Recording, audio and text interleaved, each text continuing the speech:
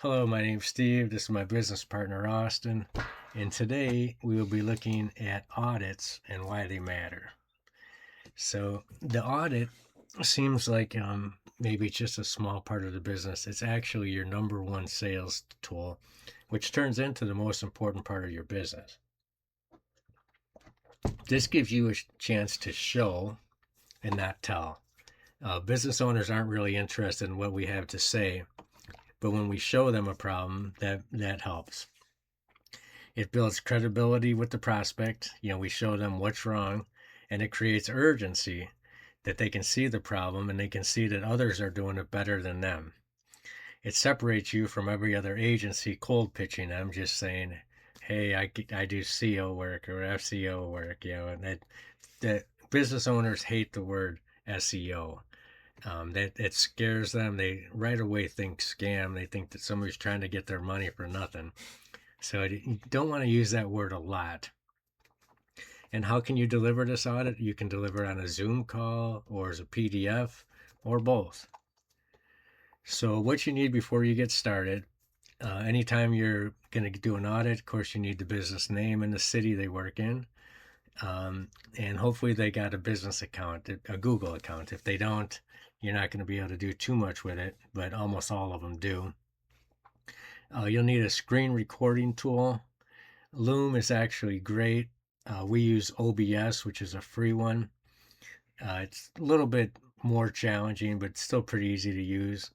And we've had no problem with that.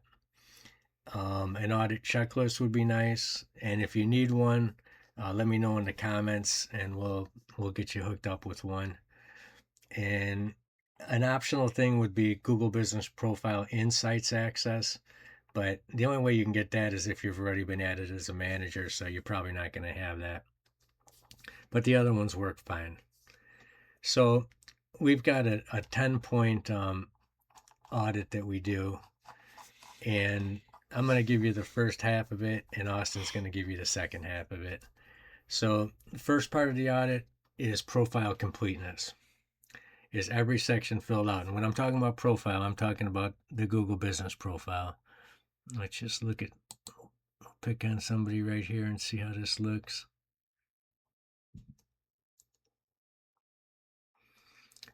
So, and when I'm talking complete profile, we're looking at everything here. So he's got air conditioning contractors as main thing.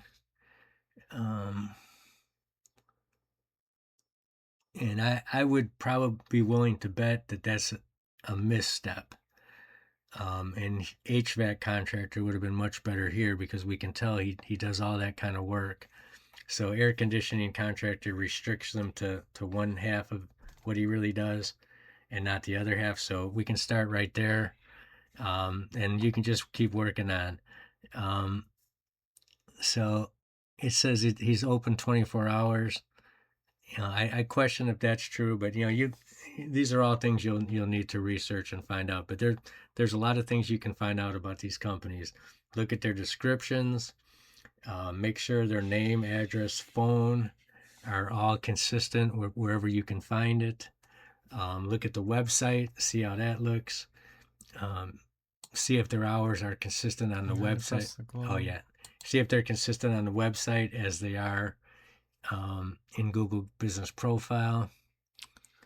So I'm confused by this. I think his address is in Portland, but he claims Hillsboro.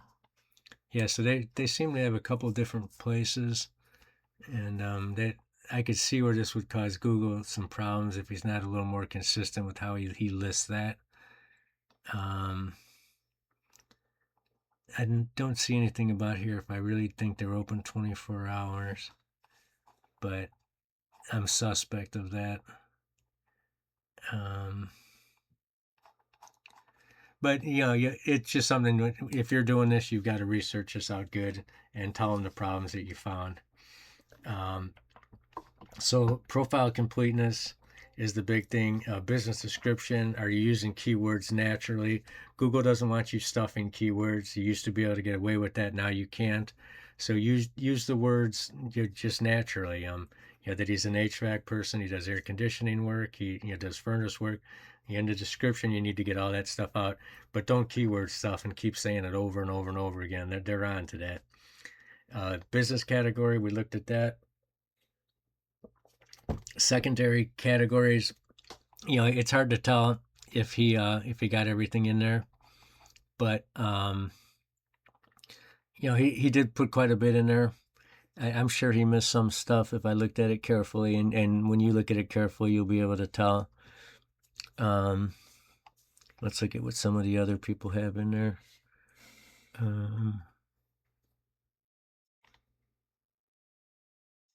Other than like supplier, and we don't really know if he does supply.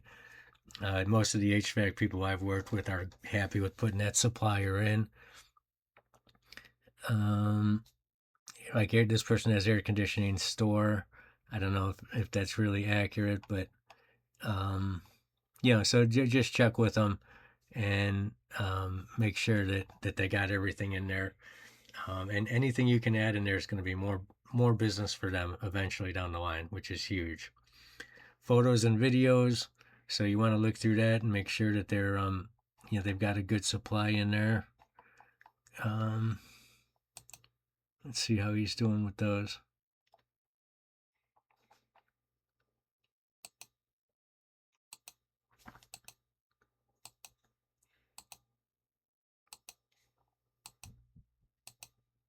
You get the idea. It's okay. I'd still like to see it updated a little more. Ideally you want to get in photos every week, if not every day. So and let them know that how much that helps. Do they have a logo and cover photo? From what I remember, it seemed fine. I think that's the logo. So there's no problem there. Are photos recent or years old? And you'll need to check that on each one. You'd like to see them weekly at least in there. Are there any videos? You would like to see those. Our photos geotagged, and you can go to geo-imgr, and you can actually mark exactly where the photo was taken at, and that will help with just justifying that. Yes, I do in fact work for and I do a lot of work in Hillsboro, Oregon, and surrounding areas. When you do some work, in some of these other towns, you'll want to mark those geotagged as well. How many reviews? And now he's doing excellent with reviews, so there's absolutely no problem there. Is average star rating, so he does very well. Let's see if he responds. Yeah. So all of them we've seen so far, he's also responded, so he's doing great with that. And you also want to make sure that your person responds even to the negative ones, and those can be even more important. That he kind of sits down and says thank you for giving the review. We certainly appreciate that. Please contact me directly. I'm the owner, and I will make sure to get this right for you. We're very sorry your experience didn't go great. And if a person handles it like that, everybody sees, okay, it didn't work out great for the one person, but he handled it so good. I'm comfortable with that. How recent is their latest review? Let's see. Sometimes they don't. Sort by date, newest. They don't always put them in order of date for some reason. But here's the newest, 4 days ago. So that's beautiful. And this is something that people aren't aware of quite yet, but Google's new update, one of the things they're looking for are current reviews, and they're weighing those heavily as opposed to everything else. So current reviews are very important. Are the posts using a CTA button?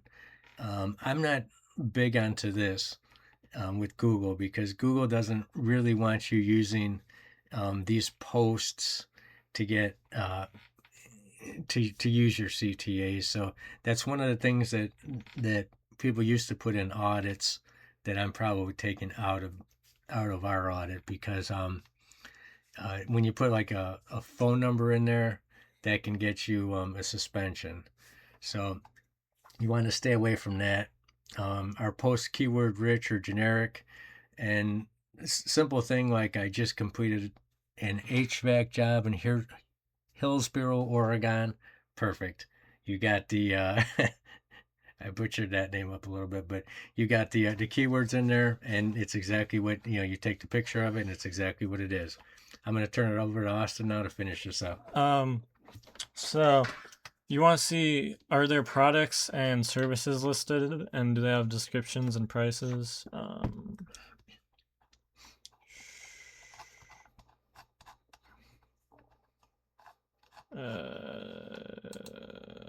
It looks like, do